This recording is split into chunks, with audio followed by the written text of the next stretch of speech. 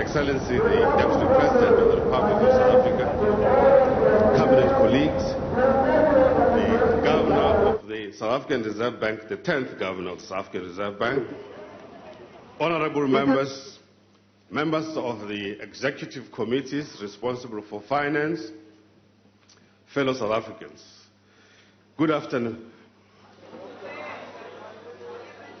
Good afternoon. I brought that plant with me.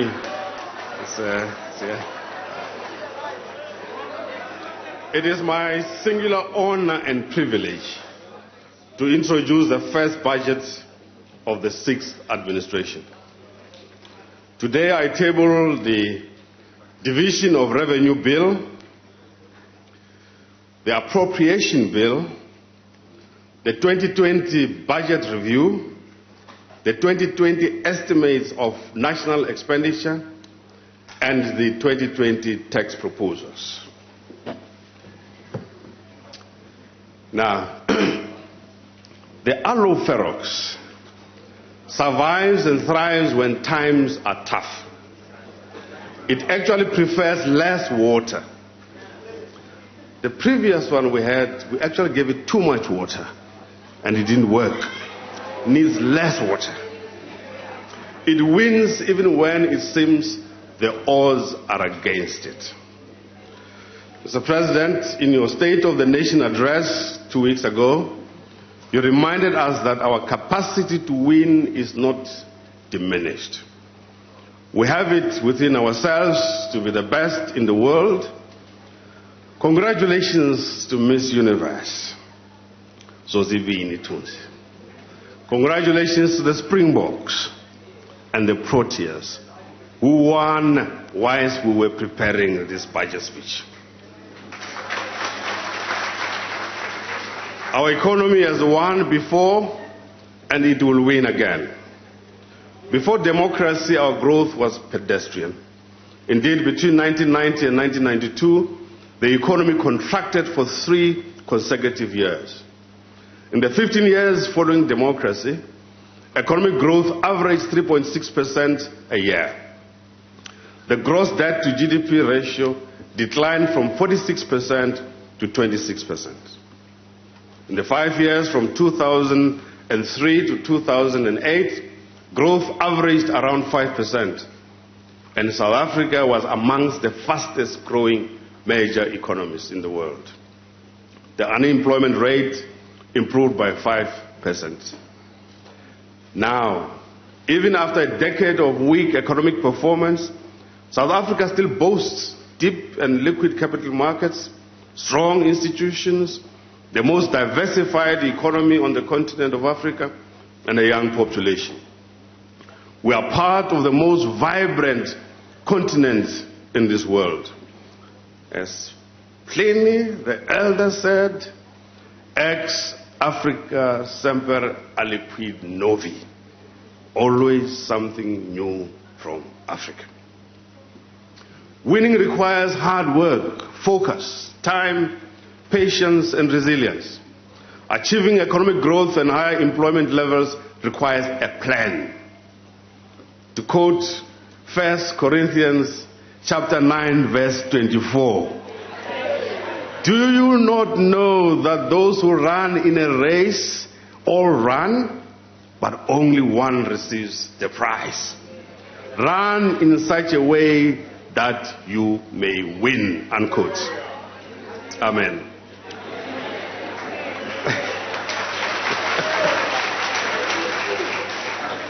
What are the conditions under which we must implement our plan to win?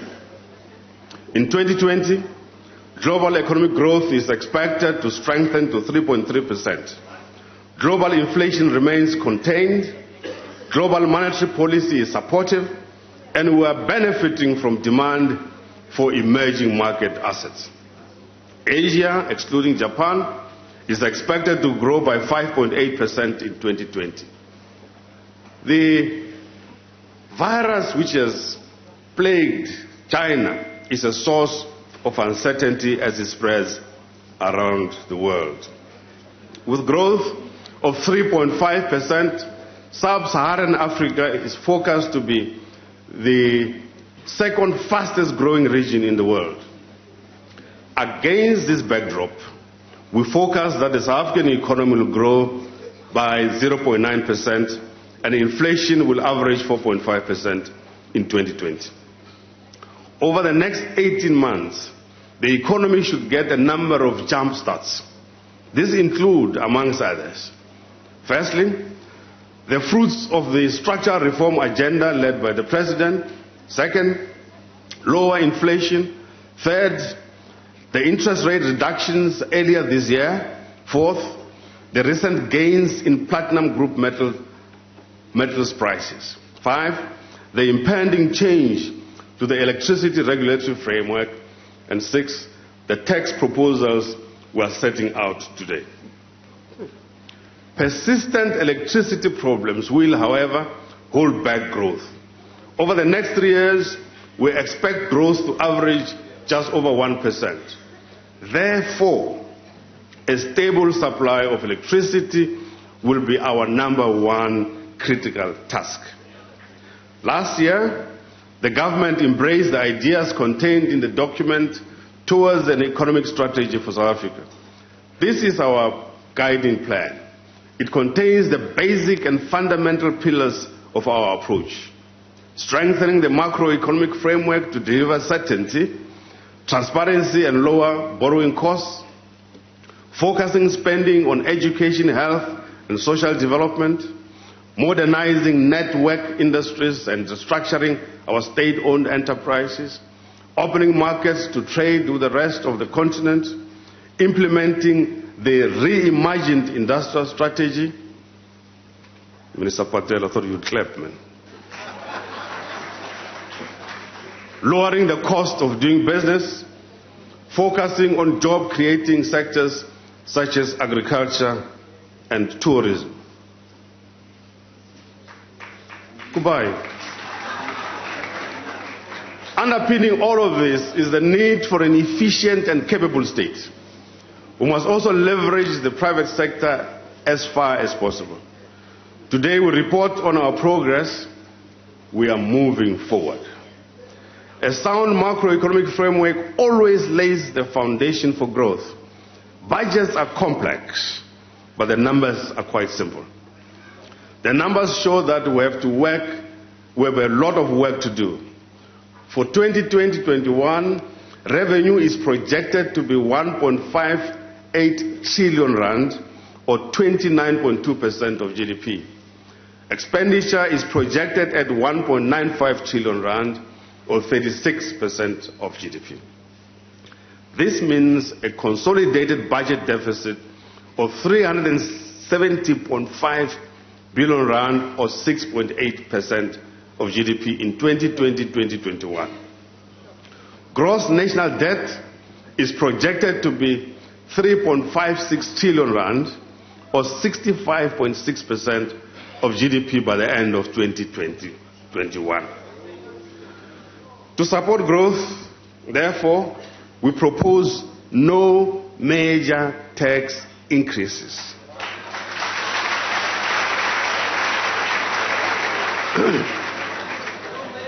I don't know where people who talked about VAT increase got that from. Indeed, there is some real personal income relief. This budget means that a teacher who earns on average 460,000 rand a year will see their taxes reduced by nearly 3,400 rand a year.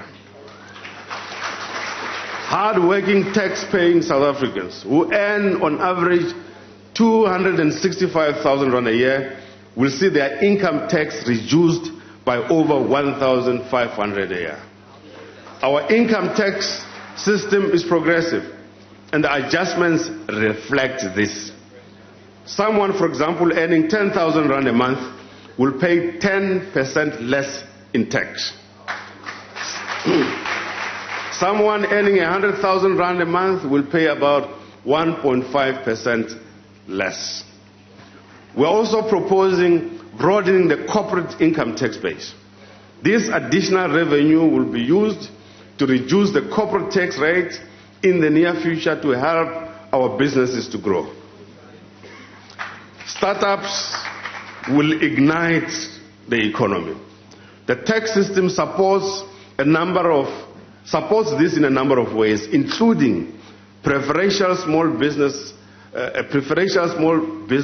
tax regime, the VAT registration threshold, and the turnover tax. We'll review this to improve their effectiveness, whilst at the same time reducing the scope for fraud and abuse. Sometimes we're afraid to take bold measures because we say there will be abuse and fraud. But in actual fact, if we want to grab the animal by the scruff of its neck, we must be bold and take chances sometimes to win and not to fail. To support the property market, the threshold for transfer duties is hereby adjusted. Property costing 1 million rand or less will no longer be subject to transfer duties.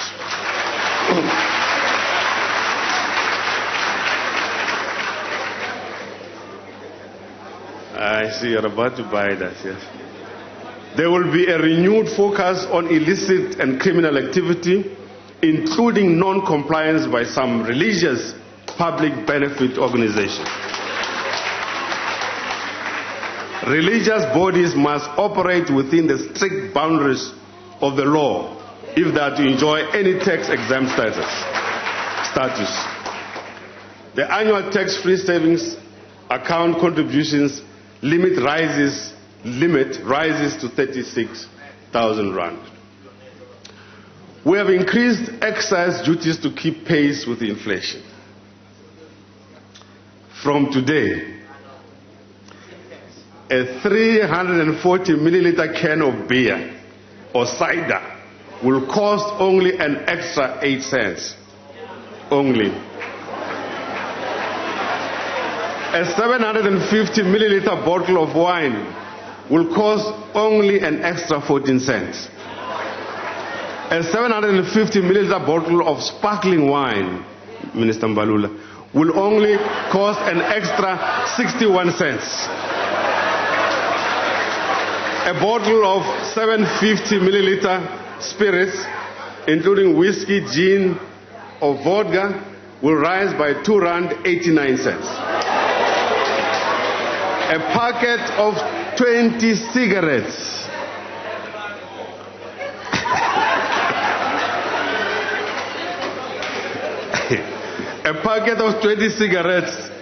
irrespective of the nice smile the Deputy President is giving me, will be an extra 74 cents.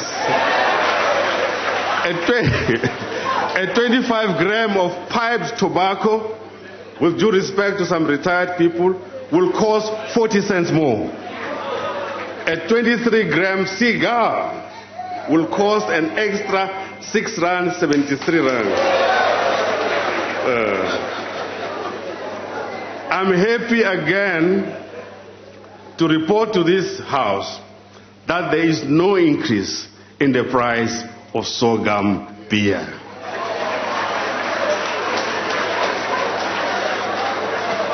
In line with the Department of Health policy, we'll start taxing heated tobacco products.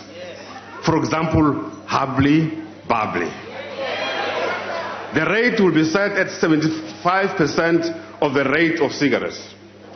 Electronic cigarettes, or so-called vapes, will be taxed from 2021. To adjust for inflation, the fuel levy goes up by 25 cents per litre, of which 16 cents is for the general fuel levy and 9 cents is for the road accident fund. Despite this increase, the liabilities of the road accident fund are forecast to exceed 600 billion rand by 2022-23. We need to take urgent steps to reduce this risk to the fiscus and bring about a more equitable way of sharing these costs. One option is to introduce compulsory third-party insurance, and we should debate this as quickly as possible. The carbon tax and other measures will help green the economy and will bring in 1.75 billion rand over the next few months. This will be complemented by more focused spending on climate change mitigation. We remain extremely concerned about plastic bags throughout the length and breadth of our country. In this regard, we have increased the plastic bag levy to 25 cents. Madam Speaker, our measures will support growth, but fiscal sustainability must be uppermost in our mind. Our aloe ferox can withstand the long dry season because it is unsentimental. Let me repeat this. Our aloe ferox plant can withstand the long dry season because it is unsentimental. It shares dead weight in order to direct increasingly scarce resources to what is young and vital. Total consolidated government spending is expected to grow at an average annual rate of 5.1%, from 1.9 trillion rand in 2020-21 to 2.14 trillion rand in 2022-23. This is mainly due to mounting debt service costs. Non-interest spending declines on average over the medium-term expenditure framework in real terms.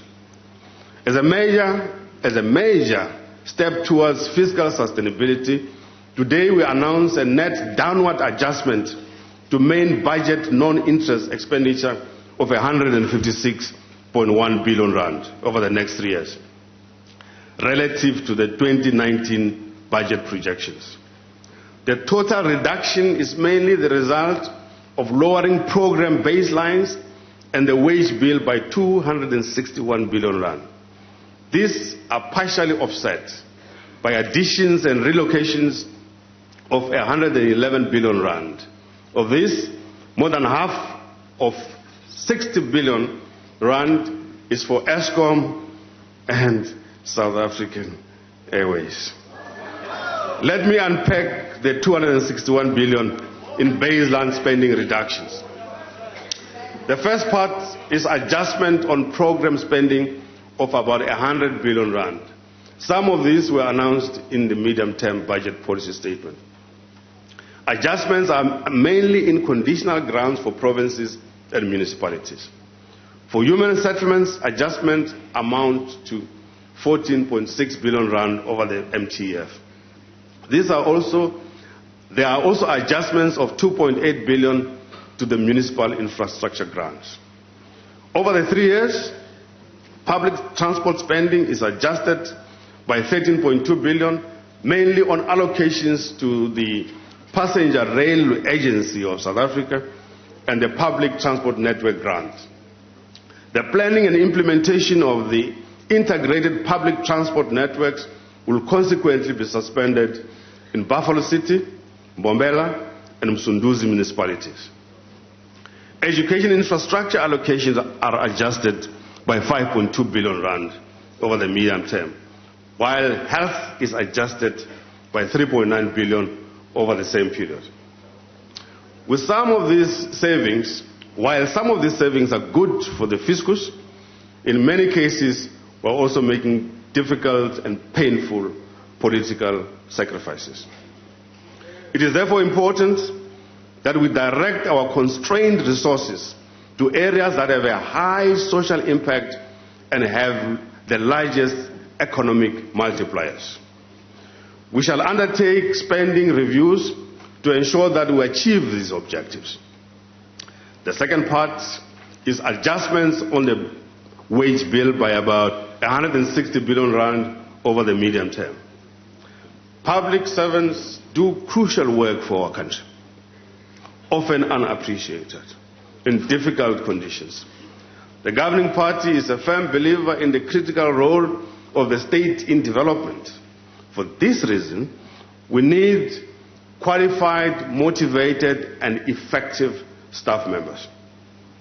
Working with the public sector unions, we have over the past 15 years sought to improve the lot of public servants.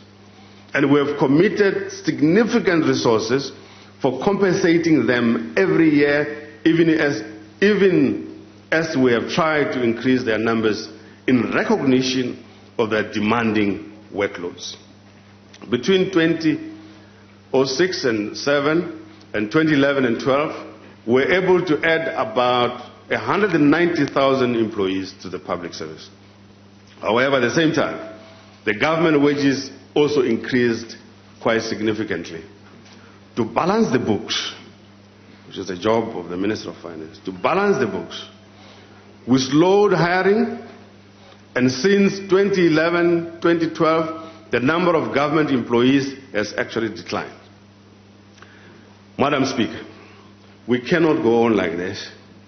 Classroom sizes are growing, hospitals are getting fuller, and our communities are becoming increasingly unsafe. Once we get the wage growth under control, we get corruption under control, we get wasteful expenditure under control, we will focus on what we need to focus on. Hiring in important areas such as education, the police, and healthcare. We can hire strategically and better match skill and opportunity. The employer has tabled an agenda item on the management of the Public Service Wage Bill at the Public Service Coordinating Bargaining Council. The focus is to discuss and negotiate the containment of costs in the final phase of implementation of the current wage agreement. We aim to save 37.8 billion rand in the next financial year. There's more than one way in which this goal can be achieved. Organized labor understands where we are and share the pains of this government. They have made constructive proposals on a range of issues which need to be discussed and negotiated. We must be open to negotiations and discussions. Mr. President, you have directed that your government should deal with wasteful expenditure. This is a vital step in restoring the confidence of the public in the government. We must get more value for our money.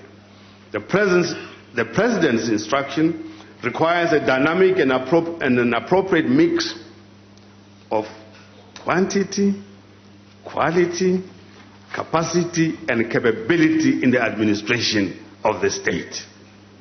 We are moving forward with reforms to the procurement system with a focus on value for money and maximizing the quality and quantity of services. Cabinet has approved the publication of a new procurement bill for public comment.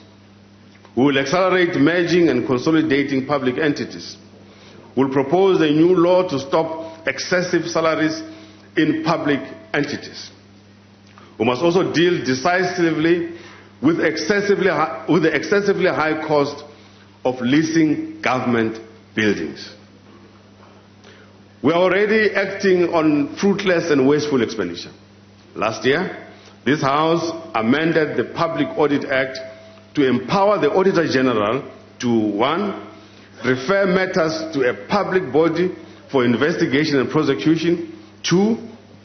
Take binding remedial actions. 3. Recover money directly from the responsible culprits.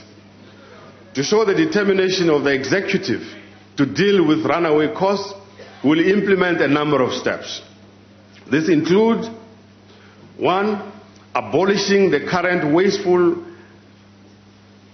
subsistence and travel system. 2. Replacing the exorbitant transversal cell phone contracts. 3. Requiring economy class travel for all domestic flights except in exceptional circumstances of health or otherwise. So Minister Pando, Mr. President, has been very helpful through this process, and she wrote me a very nice contribution to this section. And she's providing phenomenal leadership in building a better Africa and a better world. Her work is unlocking massive value for money from South Africa's overseas missions by, amongst others, closing and merging some missions, downgrading the level of representation, reducing the number of officials who are posted to these missions, and will be establishing a fully fledged diplomatic academy. Now, the twin of our fiscal framework is an appropriate monetary policy framework. Regular consultation on fiscal and monetary policy is critical to the sustainability of our fiscal accounts, to the balanced growth of the economy, and to protecting the welfare of our people. We would like to reiterate the current inflation target band of 6 to 3% stays as the most appropriate monetary policy framework for a country like ours. In line with that target, the moderate inflation outcomes for 2019 of 4.1% and the forecast for inflation to be around 4.5% over the next few years has helped to lower the cost of capital to firms, households, and the public sector. The South African Reserve Bank will continue to undertake its duties in line with Section 224 of the Constitution, which is to perform its functions independently without fear, favor, or prejudice in the interests of balanced and sustainable growth of the Republic of South Africa. Now, Madam Speaker, for our alloferrox to grow to its full potential, we need to do things that will help it in the medium to long term. For example, augmenting the soil with the right amount of organic manure, providing the right amount of sun and the correct amount of water. For a fast-growing economy, we need to make sure that our children are well educated, all our children, black and white. Our people are healthy, and our money is invested properly. Consequently, the largest spending areas will be learning and culture, which receives 396 billion rand, followed by health, 230 billion rand, and social development, 310 billion rand. In the education sector, investment goes to new schools, replacing old schools which were constructed with inappropriate material, that means mud schools, and providing them with water, electricity, and sanitation. In 2020-21, the Math, Science, and Technology grant will introduce coding and robotics to learners in grades R to 3, as announced by the President. Transfers to provinces support schooling for 13 million children and healthcare for 49.1 million South Africans. It is in this context that taking forward the consultations on the national health insurance is very, very important.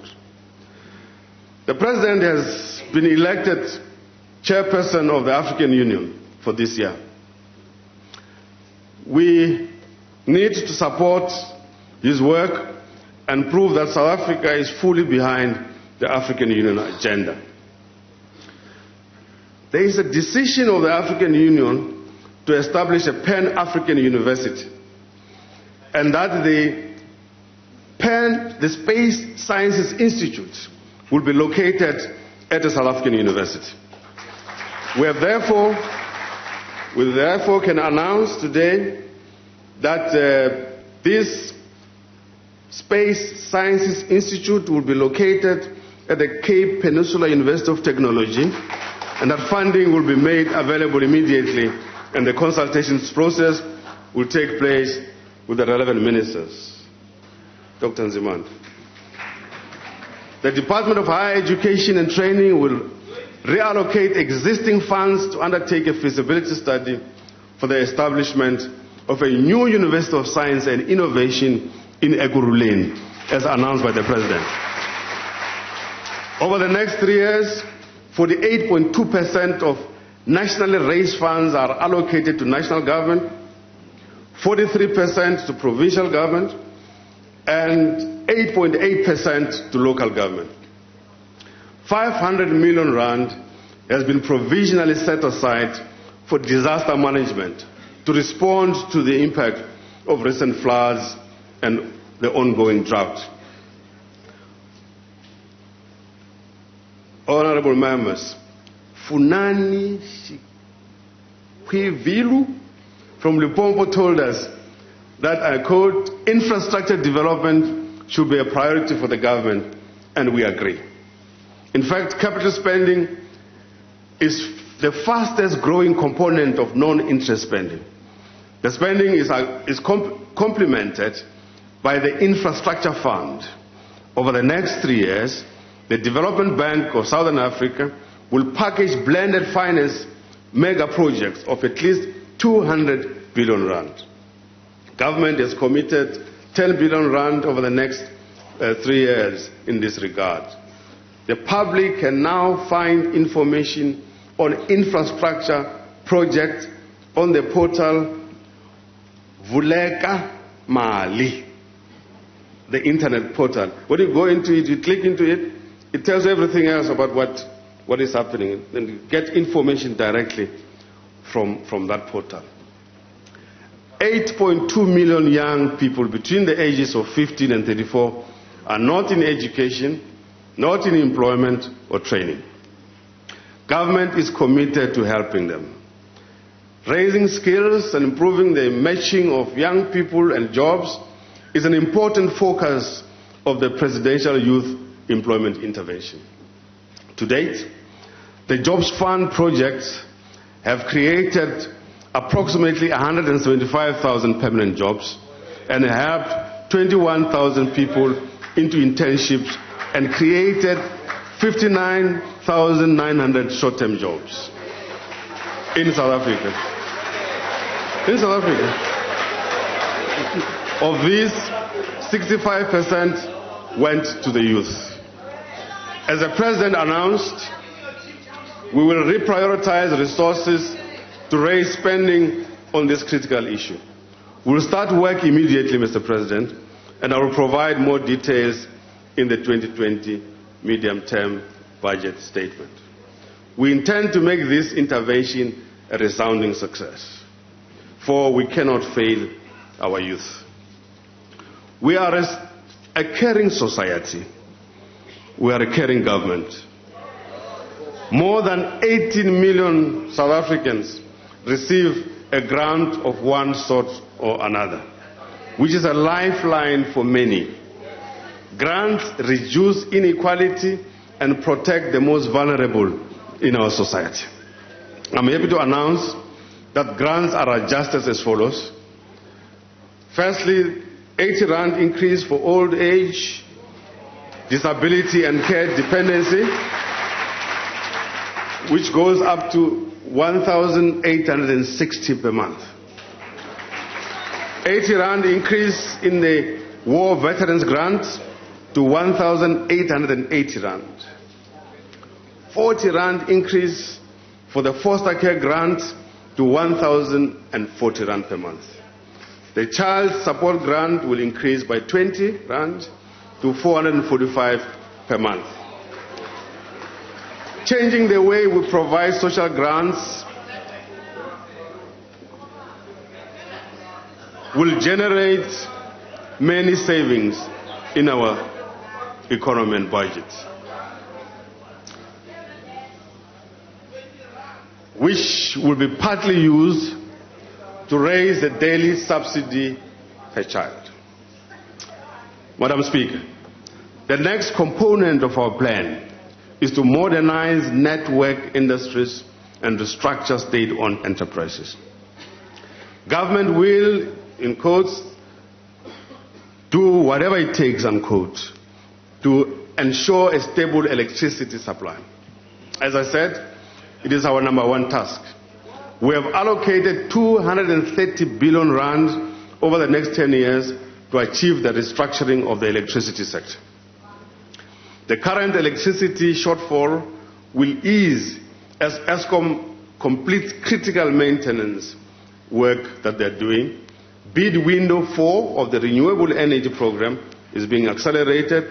The rapid decline in renewable energy prices will give a new impetus momentum to bid window 5. Determinations to implement the integrated resource plan of 2019 are finished and await the concurrence of the National Energy Regulator.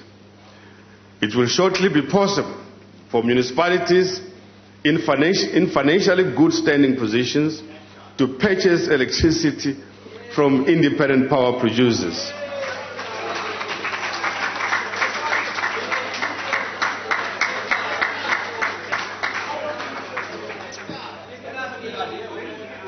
Mr. President, the South African Airways sword of Damocles has fallen on us. SAA has been placed under business rescue, which will lead to a radically restructured airline.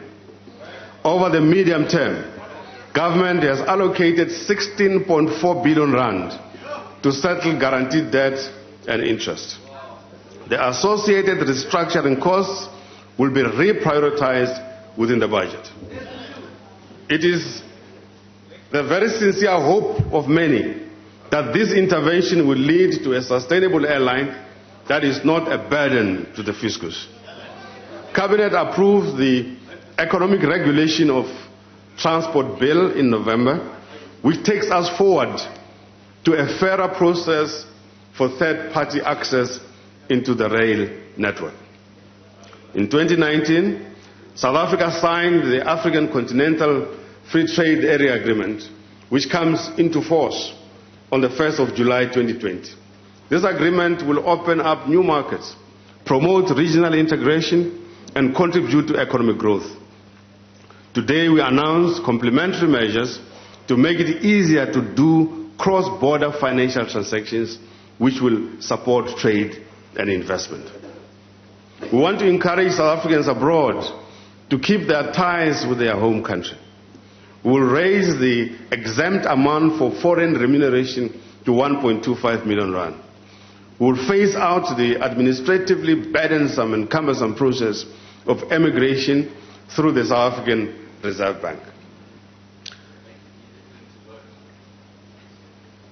Yes. Yeah, that's a good idea.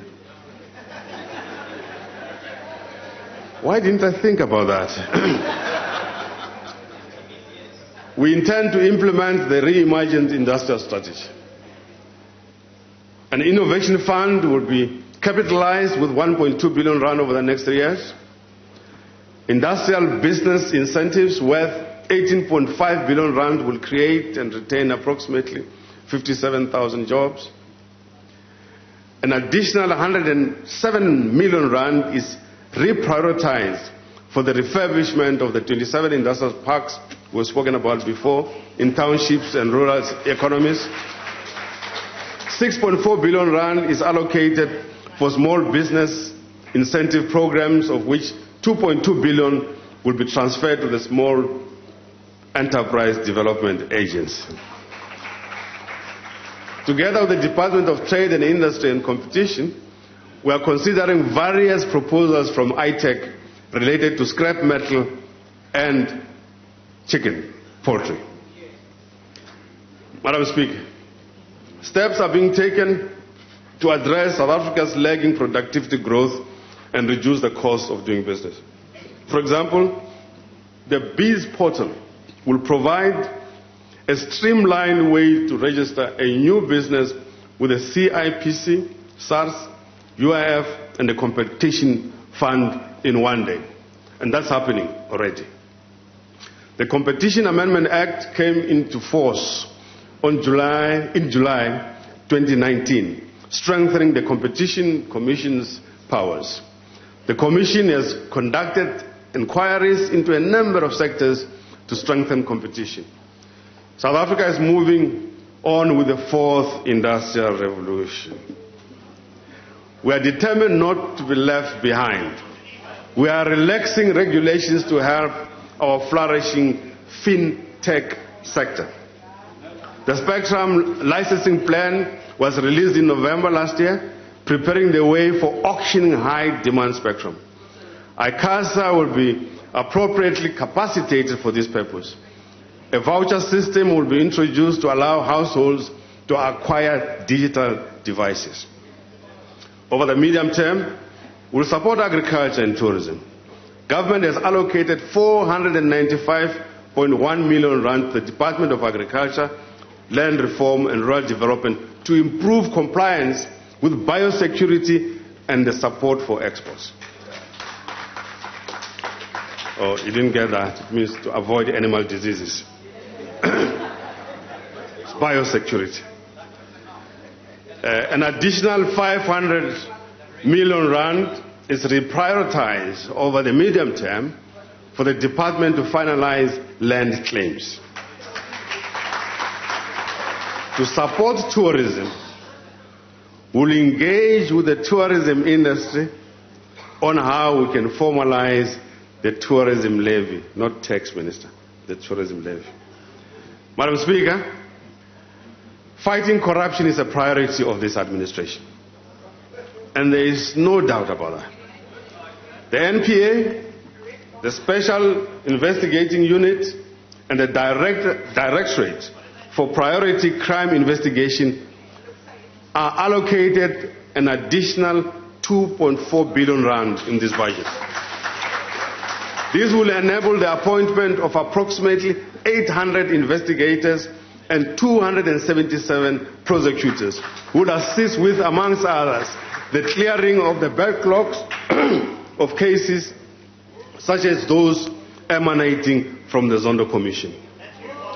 The disruptive actions of those, listen carefully, the disruptive actions of those who storm construction sites or mines harm growth and lead to job losses. Communities should expose such people to allow Minister Kele and Minister Lamula to ensure that the law takes its course. I hope all South Africans will join us in condemning this act of banditry. Working with the financial sector, a pilot of the Help to Buy scheme has supported over 2,000 families to buy their own homes. For every one subsidy provided by government, the scheme crowds in 8 rand from the private sector. In a single year, the Help to Buy scheme was supported by nearly 1 billion rand in new lending. Last year, this House passed legislation which allows state-owned enterprises to apply for banking licenses. In July 2019, I tasked the Deputy Minister of Finance, Dr. Masondo, with the responsibility to undertake the work towards the creation of a state bank. Madam Speaker, I'm pleased to inform the House that we now have preferred options for the establishment of a state bank, and we are ready to move now. The architecture will be that of a retail bank operating on commercial principles. The state bank will be subject to the Banks Act and will have an appropriate capital structure and performance parameters on investments and loan impairments. It will be regulated by the Prudential Authority on its own merits. We will also consolidate the currently fragmented system of national, provincial and local finance institutions. Mr. President, a sovereign wealth fund is an important long-term tool for saving and investment for future generations. It can also contribute to strengthening the fiscal framework. We must learn to save during the good times. And the sovereign wealth fund can play an important role as a counter-cyclical fiscal tool. Today, we announced the formation of the South African Sovereign Wealth Fund with a capital injection of 30 billion rand, which easily converts to about $2 billion US dollars. Given the legal, administrative, and procedural issues involved, a relevant bill will be submitted before this House during the course of this Parliament. There are a variety of possible funding sources for this, such as proceeds from the spectrum allocation, petroleum, gas, and minerals rights royalties, the sale of non-core state assets, future fiscal surpluses, and money set aside for this purpose.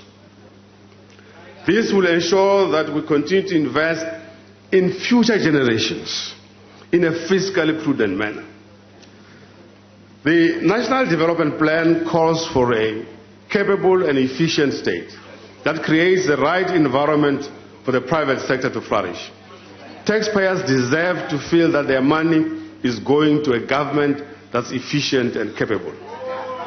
We thank all South Africans who continue paying for their taxes. SARS is an integral part of the capable state.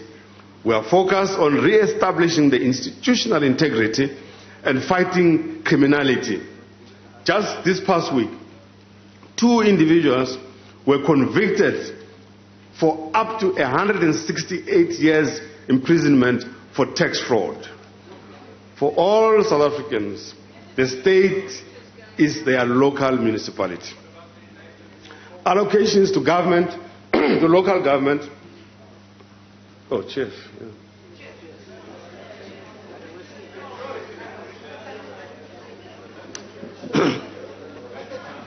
Allocation to local government help municipalities provide basic services and are a powerful redistribution tool. Mr. President, the National Treasury asks members of the public to provide tips to guide our thinking as we shaped this budget. Today we're joined by Ms. Akona Mboweni from Gauteng, who advised us, I quote, support greater local economic development in municipalities, unquote. And we agree with her. I'm therefore pleased to announce that local government is allocated 426 billion rand from nationally raised funds over the MTF. The Minister of Cooperative Governance and Traditional Affairs and I have agreed that our officials will find a way to use the allocations through the municipal infrastructure grant to ensure that municipalities not only build infrastructure but also maintain the infrastructure they already have. What this means is that instead of saying a municipality has not spent a particular allocation and therefore we take it back, we should ensure at national level that expenditure does take place, investment does take place, because unfortunately the people don't move to national. They stay in the locality and they deserve the services that they need. Now, the President spoke about the need for smart cities. So, as part of preparing this submission, Mr. President, we took a basic look around and said, where are these smart cities going to be? So it turns out that the OR Tambo International Airport, Aerotropolis in Ekurhuleni, is actually at an advanced stage of implementation. It's at an advanced stage of implementation. And King Shaka Airport in eThekwini is progressing well in that direction. The Cape Town shall soon join them in this regard. Meanwhile, Lanseria has been identified as a potential smart city. So we are proceeding in this regard. We must support this Aeropole, plural. Provinces provide health care and education are at the front line of service delivery. I wish to thank my colleagues in the provinces, the MECs, for finance, for the work they are doing and the inputs they make on a regular basis, and for sharing the difficulties with us as we go along. And I must really fully appreciate the contribution of Team Finance in this regard. Madam Speaker, There are a number of entities that report to the Ministry of Finance.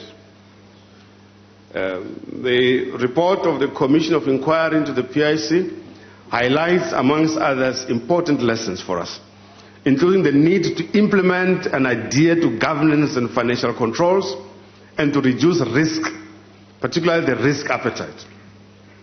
The House has passed legislation to strengthen the independent regulatory board for auditors, and further legislation is planned. We will shortly appoint an independent panel of experts to review the practices and traditions of the auditing profession, because the profession has let us down. The country's money laundering system is currently undergoing a peer review, which will help strengthen the fight against illegitimate and illegal flows. The South African Reserve Bank will in future play a more integral part in this fight. The Financial Sector Conduct Authority has repositioned itself as a market conduct regulator and will shortly appoint a new commissioner. The National Treasury will take steps to strengthen the budget process.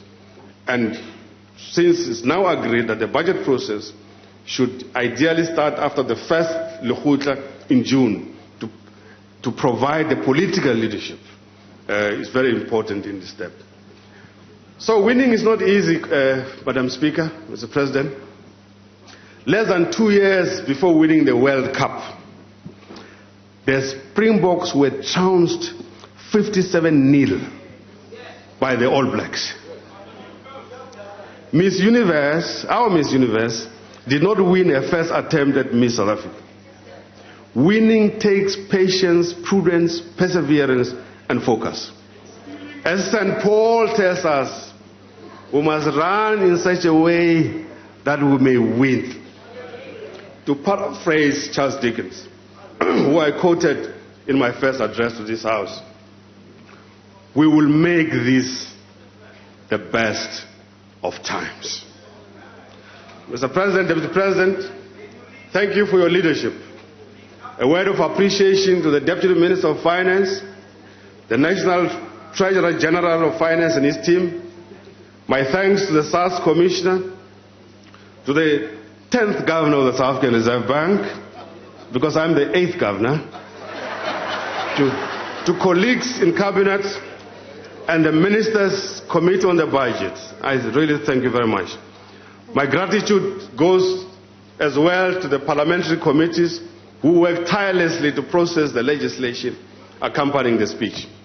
I close by reflecting on the words of Advocate Bram Fisher, who said from the dock, and I quote, "With confidence, we lay our case before the whole world. Whether we win or we die, freedom will rise in Africa like the sun from the morning clouds." I thank you very much.